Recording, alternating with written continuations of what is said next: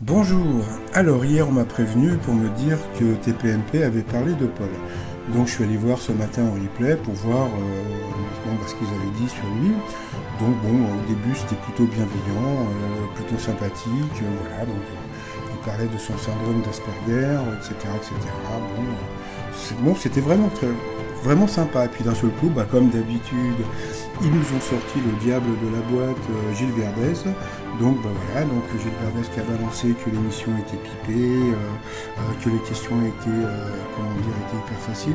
Alors si Monsieur Gilles Verdez, qui lui est normalement un grand journaliste, puisqu'il paraît qu'il a été rédacteur en chef du Parisien, etc., etc. Donc s'il était un vrai grand journaliste, s'il regardait un peu plus l'émission, il faut savoir que tous les candidats, je veux dire tous les maîtres de midi, sont logés à la même enseigne. C'est-à-dire qu'ils ont tous ou toutes eu des questions hyper faciles.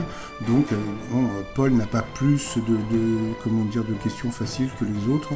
Donc, et puis en plus, comme on peut voir, comme on a pu voir aussi hier, par rapport à, selon le proverbe, qu'est-ce qui forme la jeunesse, c'était les voyages. Ça, il n'a pas pu répondre. Donc, si quelqu'un le prend en duel, il peut partir sur une question, mais vraiment, toute bébête, vous voyez. Donc, je pense qu'il faut arrêter avec ce genre de truc. Ensuite, le Divine nous a sorti que TF1 était en train de nous faire le remake de The Good Doctor. Donc, allez, un petit coup de promo pour mon t-shirt Je veux pas, j'ai le Good Doctor. Et pourquoi pas aussi un remake de Rainman avec Reichmann, ou bien un remake de Paul. Le troisième type, c'est lui, c'est un film sur un extraterrestre, sauf que là c'est un terrestre extra.